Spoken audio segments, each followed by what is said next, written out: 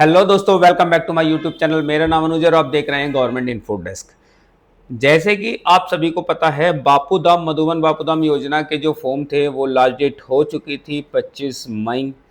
लेकिन आप सभी के लिए एक बहुत बड़ी गुड न्यूज़ है। यदि आपने अभी तक अपना फॉर्म फिल नहीं किया है और अपना चाहते थे मधुबन बापू धाम योजना का फॉर्म फिल करना और आप लास्ट डेट की वजह से या पेमेंट फेल्ड की वजह से या किसी और टेक्निकल रीजन की वजह से आप अपना फॉर्म अभी तक फिल नहीं कर पाए हो, तो मैं आपको गुड न्यूज़ देने वाला हूं। फॉर्म की डेट बढ़ चुकी है। अब जो डेट हो गई है वो 4 जून हो गई है। तो यदि आपने अभी तक अपना फॉर्म फिल नहीं किया है तो आप जल्द से जल्द जाकर अपना फॉर्म फिल कीजिए, क्योंकि अब साइट प्रॉपर तरीके से चल रही है और अब कोई भी प्रॉब्लम्स नहीं आ रही हैं।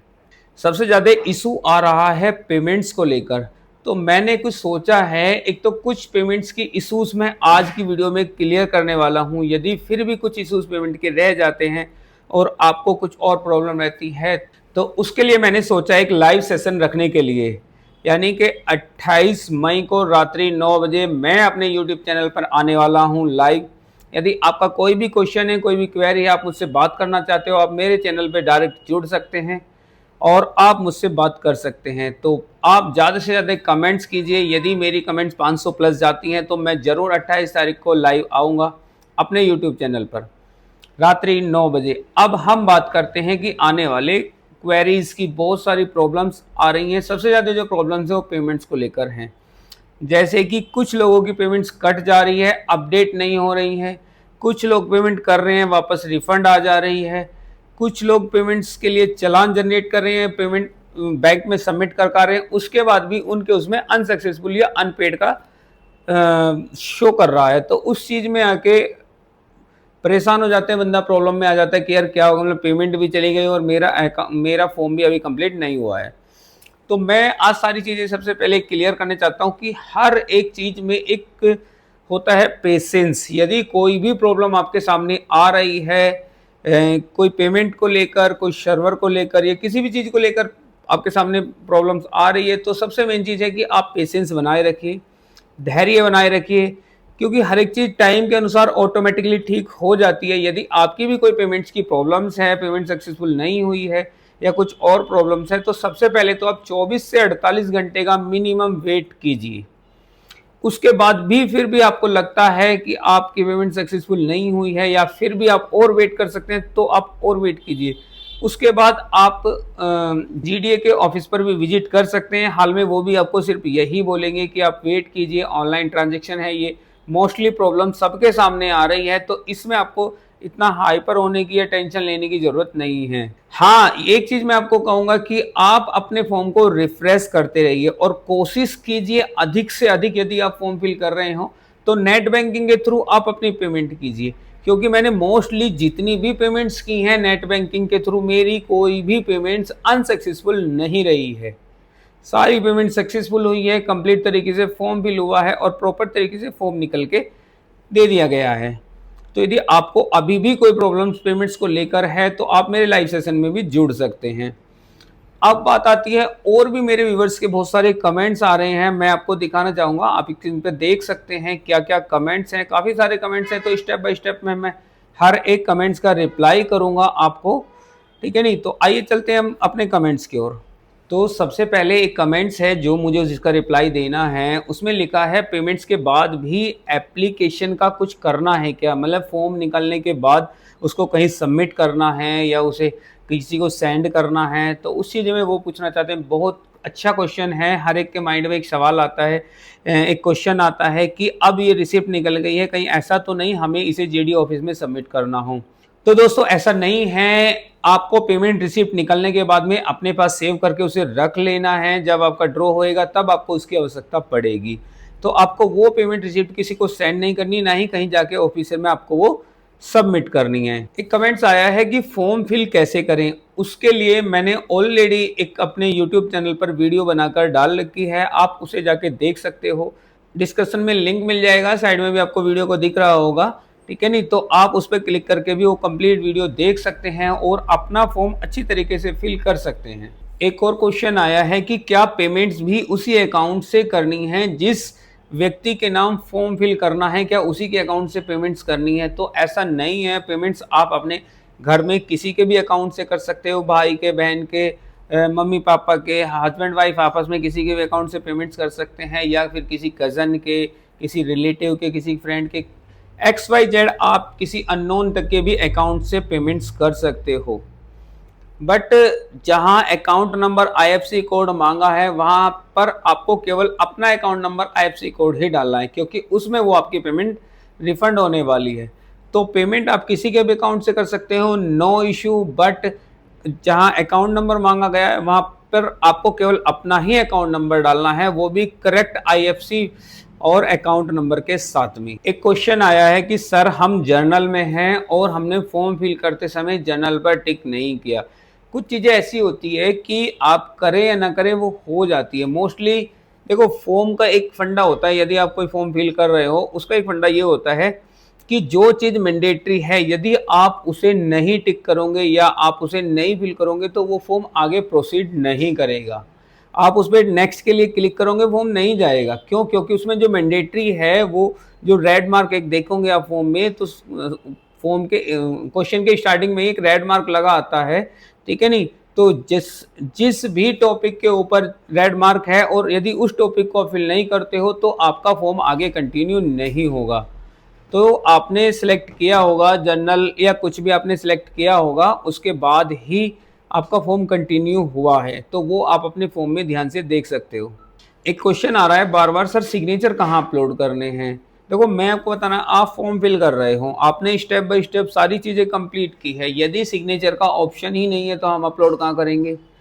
तो उसमें सिग्नेचर का कोई ऑप्शन नहीं है। सिग्नेचर सिर्फ आपको अपने एफिडेविट के ऊपर करने हैं, एफिडेविट के ऊपर आपको सिग्नेचर कर कर ही अपलोड करना है। तो सिग्नेचर सिर्फ एफिडेविट के ऊपर होने हैं, इंडिविजुअल सिग्नेचर स्कैन होकर अपलोड नहीं होंगे, उस चीज़ को ध्यान दीजिए। एक क्वेश्चन आया है कि मैंने रिफंड में अपना IFSC कोड गलत डाल दिया है, तो अब क्या होगा? अब दो केसेस में ये चीज़ें क्या होता है, दो केसेस में डिवाइड हो जाती है। फर्स्ट केसेस तो ये होता है कि हर एक बैंक का एक मास्टर IFSC कोड होता है, लेकिन अकाउंट नंबर एक ही होता है। यानी कि एक, जैसे सपोज दैट किसी का बैंक ऑफ बड़ौदा का अकाउंट नंबर है, तो जितना भी all over India account number होंगे वो कभी एक दूसरे के साथ में मैच नहीं करेंगे। और रही IFSC की कोड की बात, तो IFSC कोड जो होता है एक सारे बैंकों के ऊपर मास्टर IFSC कोड होता है कि यदि आपने वो IFSC कोड डाल दिया तो आप किसी भी बैंक के खाते में पैसा भेज सकते हो। तो पहली चांसेस तो ये है इस केस में कि आपको घबराने की ज़रूरत नहीं है। मेरे हिसाब से 90% आपका अकाउंट में आपका पैसा आ जाएगा। इन केस यदि फिर भी पैसा नहीं आता है या कोई प्रॉब्लम होती है तो आप GDA की ऑफिशियल वेबसाइट पर भी विजिट कर सकते हैं, वहाँ पे अपनी क्वेरी क्रिएट कर सकते हैं, या फिर आप GDA के ऑफिस में विजिट कर सकते हैं, वहाँ पे आप अपनी क्वेरी दे सकते हो। यदि पैसा आपके अकाउंट में नहीं आएगा तो आई एम श्योर कि वो पैसा किसी और के अकाउंट में भी नहीं जाएगा। बस कंडीशन यही है कि आपका अकाउंट नंबर सही होना चाहिए। IFSC कोड गलत हो गया हो तो no issue, but account number गलत नहीं होना चाहिए। पेमेंट्स को लेकर ही ज़्यादातर क्वेरी है। एक क्वेरी आई है कि हम ICICI बैंक से पेमेंट कर रहे हैं, पेमेंट कट जा रही है, उसके बाद पेमेंट वापस हमारे अकाउंट में रिफंड हो जा रही है। तो इसके लिए सबसे पहली बात तो ये है कि बहुत अच्छा है कि पेमेंट आपकी हैंड टू हैंड आपके अकाउंट में रिफंड हो जा रही है। कुछ लोगों के साथ में ऐसा नहीं हो रहा है, उनकी पेमेंट कट जा रही है, 24 से 48 घंटे या 72 घंटे के बाद उनके अकाउंट में रिफंड होती है, रिफ्लेक्ट होती है, ठीक है नहीं? तो आपके लिए अच्छा है, यदि ऐसा हो रहा है तो आप उस अकाउंट से बार बार ट्राई ना करें, या तो आप उसका चालान निकाल के आप डायरेक्ट बैंक में सबमिट करें, या फिर किसी और से आप नेट बैंकिंग कीजिए। नेट बैंकिंग के थ्रू आप अपनी पेमेंट करेंगे तो आपकी पेमेंट आराम से सक्सेसफुल हो जाएगी। और ध्यान रखना, पेमेंट तभी करें जब सर्वर प्रॉपर तरीके से चल रहा हो। हाल ही में अभी कुछ दिन, 2 दिन पहले की बात है, तो सर्वर बिल्कुल चल नहीं रहा था, साइट बिल्कुल बंद पड़ी हुई थी। इसी कारण डेट एक्सटेंड की गई है 4 जून। तो आप अब कर सकते हो आराम से, क्योंकि अब डेट एक्सटेंड हो गई है तो सारी चीज़ें प्रॉपर तरीके से चल रही है। एक क्वेश्चन है, OBC को 10% सबमिट करना है या 5%? इसमें OBC कैटेगरी बहुत ज़्यादा कंफ्यूज्ड है, क्योंकि ब्रोशर में भी कहीं OBC का नाम नहीं लिया गया है, SC ST का नाम लिया गया है और वहीं जनरल का नाम लिया गया है। तो OBC वाले इसलिए कंफ्यूज है कि कहीं ऐसा तो नहीं कि हमें जनरल में काउंट कर दिया हो, तो हाँ, क्योंकि हम SC ST में तो है नहीं। तो इसलिए मैं बताना चाहता हूँ, OBC जो आती है वो रिजर्वेशन कैटेगरी में आती है, और उन्होंने SC ST के साथ में ये भी बोला है कि रिजर्वेशन कैटेगरीज के लिए केवल 5% डिपॉजिट करना है। और ओबीसी आती है रिजर्वेशन कैटेगरी में, तो आपको सिर्फ 5% डिपॉजिट करना है। ओबीसी वालों को केवल 5% डिपॉजिट करना है, इसके लिए बिल्कुल कंफ्यूज मत हो। और सबसे खास बात ये है इसमें कि जब आप फॉर्म फिल करोगे और अपना ओबीसी सिलेक्ट करोगे तो ऑटोमेटिक ही जो आपके अमाउंट उठाई जाएगी वहां पे वो 5% ही उठाई जाएगी। उसके लिए आपको बिल्कुल कंफ्यूज होने की जरूरत नहीं है। यदि आप किसी भी कैटेगरी से हो या आप कोई भी कोटा आप लगा के अपना फॉर्म फिल कर रहे हो और आप कंफ्यूज हो कि आपको उसका बेनिफिट्स मिलेगा या नहीं मिलेगा, तो आपको उसका बेनिफिट्स का पता फॉर्म फिल करते करते ही चल जाएगा। एक क्वेश्चन आया है, ओबीसी के लिए प्लॉट नहीं है, एससी एसटी को ही मिल जाएंगे। ऐसा नहीं है, ओबीसी के लिए 27% रिजर्व कैटेगरी है इसके अंदर। तो यदि आप भी ओबीसी कैटेगरी से बिलोंग करते हो और आप चाहते हो ये फॉर्म फिल करने के लिए, तो आप बिल्कुल फॉर्म फिल कीजिए, क्योंकि ओबीसी वालों के लिए 27% का कोटा है।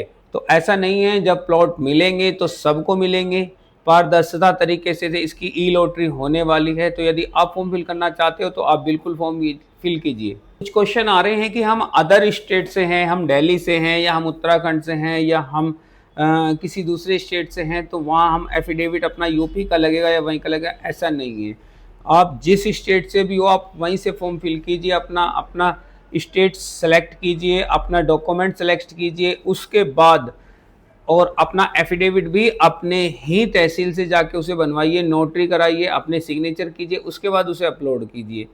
अब आप यदि दिल्ली से हो और आप गाजियाबाद आकर अपना एफिडेविट बनवाओगे तो वो गलत हो जाएगा, वो सही तरीका नहीं है। सही तरीका ये है कि आप जिस स्टेट से हो उसी स्टेट से अपना एफिडेविट बनवाओ, अपना फॉर्म फिल करो, अपने डॉक्यूमेंट्स अपलोड करो, अपना फॉर्म सबमिट करो। यदि आपको प्लॉट मिलना होगा, आपकी किस्मत में वो प्लॉट होगा, तो आपको बिल्कुल मिलेगा। क्वेश्चन आया है कि इनकम सर्टिफिकेट की जगह हम अपना पे स्लिप या ITR लगा सकते हैं क्या? तो ऐसा नहीं होता है। इनकम सर्टिफिकेट होता है वो कलेक्टेड से पटवारी के थ्रू एक जारी किया जाता है तहसीलदार के द्वारा, ठीक है नहीं, उसकी सारी जांच होती है, उसके बावजूद ही वो जारी किया जाता है। तो ऐसा नहीं है कि आप उसकी जगह अपना इनकम सर्टिफिकेट में अपना ITR या अपने पे स्लिप लगा दे, ऐसा नहीं होगा। जो चीज़ गवर्नमेंट ने मांगी है आपको वही देनी होगी। लगाने के लिए आप लगा सकते हो, उसके बाद फॉर्म आपका रिजेक्ट हो जाएगा डॉक्यूमेंट्स इनकम्प्लीट के कारण, तो आपको कोई फायदा नहीं होगा। तो यदि कोई काम कर रहे हो तो प्रॉपर तरीके से कीजिए और सही तरीके से कीजिए, पूरी जानकारी के साथ में। कमेंट्स अभी भी बहुत सारी बाकी हैं, हर किसी का जवाब देना संभव नहीं होता है, तो मैंने इसमें से मेन वो चीज़ें उठाई हैं जो मुझे लगता है कि हाँ आपके साथ में शेयर करनी चाहिए, शायद आपकी भी ये प्रॉब्लम्स हो, उन सब चीज़ों को मैंने इसमें डिस्कस किया है। और यदि अभी भी आपकी कोई और क्वेरी है तो मिलते हैं 28 तारीख में रात्रि 9 बजे लाइव, और आप मुझसे डायरेक्ट बात कर सकते हैं। यदि आपका कोई भी सवाल है, आपकी कोई भी क्वेरी है, आपका कोई भी क्वेश्चन है, तो आप मुझे डायरेक्ट पूछ सकते हैं। तो यदि अभी तक मेरा चैनल सब्सक्राइब नहीं किया है तो चैनल को कर लीजिए सब्सक्राइब। मिलते हैं अगली वीडियो में, तब तक के लिए थैंक यू सो मच।